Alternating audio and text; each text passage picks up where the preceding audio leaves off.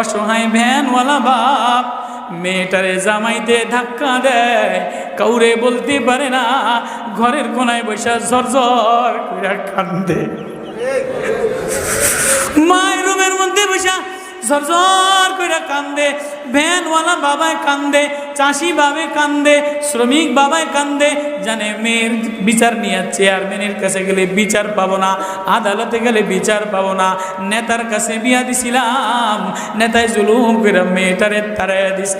অসহায় বাপ ঝরঝর করে কান্দে, অসহায় মা ঝরঝর করে কান্দে।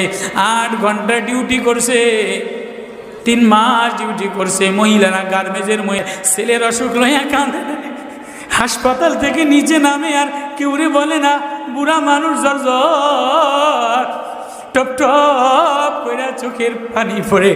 বড় একটা ছেলে নাই, এমন কোনো নেতা না।